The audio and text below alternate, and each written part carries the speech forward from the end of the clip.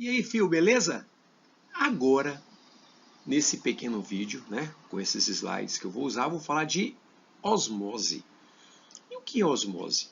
Osmose é um processo, de transporte via membrana plasmática do solvente. Então, o solvente vai atravessar a membrana plasmática no seguinte sentido: do meio onde ela se encontra em grande quantidade para um meio onde há uma grande quantidade de soluto. Então, a osmose, diferentemente da difusão, é um transporte passivo, onde o solvente vai do meio hipo para o meio hiper, como está aí nessa pequena introdução que eu fiz. Ok? Aí você me pergunta assim, e qual é o objetivo da osmose? O objetivo da osmose é promover a diluição do meio que se encontra muito concentrado. Observe, nesse pequeno gifozinho aí, nessa pequena imagem em movimento, o que você está observando. Você está observando o seguinte, que há uma grande quantidade de água, desse lado, onde não há soluto nenhum, nenhuma bolinha vermelha, aí a tendência é a água ir do meio onde ela se encontra em grande quantidade para um local onde há uma quantidade muito grande de soluto.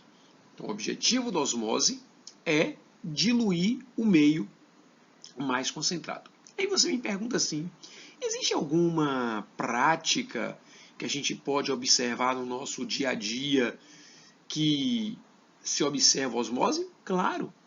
Por exemplo, se você pega um pedaço de carne, um tecido animal, e coloca uma grande quantidade de sal sobre ela, mas uma quantidade muito grande de sal, você vai estar criando, com essa concentração de sal sobre a carne, sobre esse tecido, um meio hipertônico.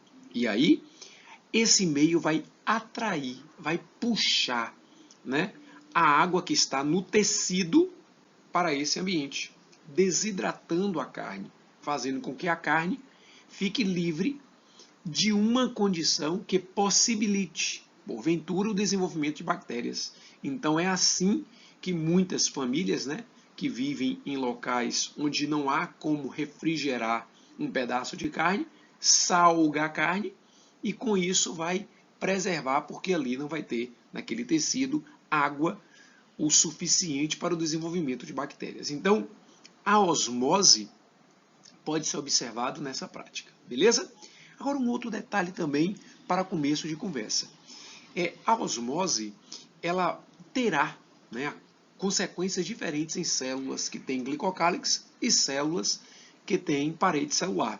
As células que têm glicocálix, já falei milhões de vezes, são células de animais, são células de protozoários, e aquelas com parede celular, células de bactérias, células de vegetais, células de fungos. Mas por que existe essa diferença nas consequências? Porque o glicocálix, lembrem vocês, que é uma estrutura frouxa, e se porventura a célula ganhar água, o glicocálix não vai suportar e vai acabar cedendo, fazendo com que a célula seja destruída. A parede celular não. Ela é resistente, ela é mais resistente, ela é muito resistente. Então, quando a célula que tem parede celular ganha água, ela não vai estourar. Beleza? Então, nós vamos começar a estudar a osmose a partir da análise, da observação desse tipo de transporte passivo do solvente, da água, do meio hipo para o meio hiper, em células que têm glicocálix. Deixa eu adiantar aqui com o slide.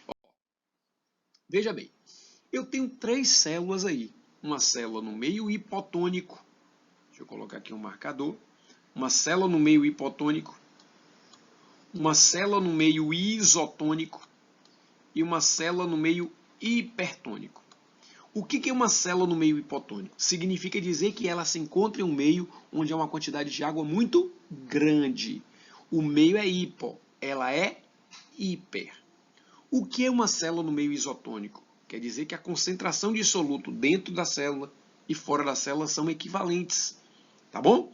E o que é uma célula no meio hipertônico? Uma célula no meio hipertônico é uma célula que se encontra em um meio que tem muito soluto, muito mais soluto fora do que dentro. Ela é hipo, o meio é hiper.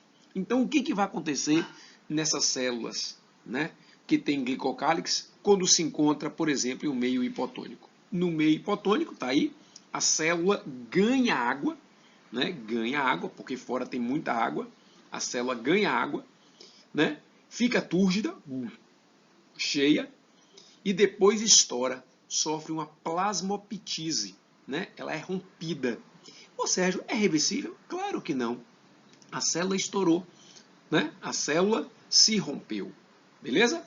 Agora, o que acontece com uma célula no meio isotônico? No meio isotônico, como eu disse, há uma equivalência, um equilíbrio na concentração de soluto dentro e fora. Portanto, a água que entra, a quantidade de água que entra na célula é a quantidade de água que sai. Portanto, a célula não vai sofrer alteração morfológica. E sem alterar morfologicamente, a célula continua na manutenção das suas atividades metabólicas. Se alguém perguntar para você, o sangue tem que ser isotônico? O sangue tem que ser isotônico. Por quê? Porque, sendo isotônico, há uma preservação das células que há nesse tecido que é de extrema importância para diversas funções que ocorre em nosso corpo. Transporte de gases, a gente vai falar até de osmose e hemácia, né, no próximo vídeo. Né? Plaquetas, leucócitos. É necessário que essas células, que essas estruturas celulares, ou esses resquícios celulares, estejam em um meio propício para desempenhar suas funções. Vamos lá para o último. Uma célula no meio hipertônico, onde há uma concentração muito grande de soluto, vai fazer o quê? Ela vai perder água. A perda de água é chamada de plasmólise. Ela perde água, fica murcha e fica inviável metabolicamente. Portanto, turma, para início de conversa, em osmose em células que têm glicocálix, a célula pode ser encontrada no meio hipo, no meio hiper ou no meio iso. No meio hipo, ela ganha água, no meio hiper, ela perde água, no meio iso, ela ganha e perde na mesma proporção. Vamos lá as consequências? No meio hipotônico, ela vai ganhar água, vai ficar túrgida, como o glicocálix não suporta, bum, ela estoura.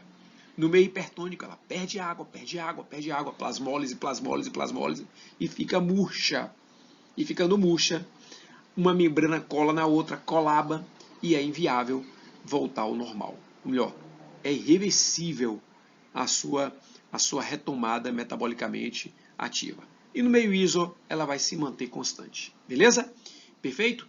Então, no próximo vídeo, né, eu vou falar de osmose em hemácias. É bem específico, é muito parecido com o que eu acabei de falar, mas existem umas definições finais, uns termos finais que sempre está caindo em prova. Mas antes, eu quero que você responda comigo esse verdadeiro ou falso. Né? Eu dou uma dica para vocês, dê uma parada aí, né? Dê uma lida, faça você sozinho, para depois a gente responder. Beleza? Então, acreditando que você já respondeu, vou colocar o gabarito. Vamos lá, viu? A osmose é um tipo de transporte passivo. Essa aí é fácil, né? É verdadeiro ou falso? É verdadeiro, né? A osmose é um tipo de transporte passivo. Verdadeiro. Na osmose, o solvente deslocará para o meio mais concentrado. É verdadeiro ou falso? É verdadeiro. Osmose, o solvente, a água, vai do meio hipo para o meio hiper, mais concentrado. Verdadeiro também. A plasmólise é o processo de saída de água da célula. Verdadeiro ou falso? Verdadeiro também. Em células de animais, o excesso de sais no citoplasma proporcionará sua perda de água. Verdadeiro ou falso? Imagine, eu tenho uma célula. No citoplasma dessa célula, há uma grande concentração de sais. A tendência é a célula perder água ou ganhar água? Ganhar água e não perder. Então é o que? Falso, né? Beleza? A última. O excesso de sais no sangue eleva a pressão arterial por aumentar o volume sanguíneo. Você já ouviu a máxima? Ah, está com a pressão baixa, coma sal. E é verdade. Por quê? Porque o excesso de soluto, o excesso de sais, vai atrair a água, né? E aí a pressão arterial vai aumentar, porque vai aumentar o volume o quê? De sangue. Saiba de uma coisa, fio. Quando há o aumento da pressão arterial, há a redução da pressão osmótica. Por quê? Porque você já tem muita água no meio. Ok? Então, esta é a introduçãozinha de osmose, que eu peguei um detalhezinho aí de osmose em células com glicocálix, mas no próximo vídeo a gente vai falar de osmose em hemácias. Valeu? Até a próxima, fio. Beijão.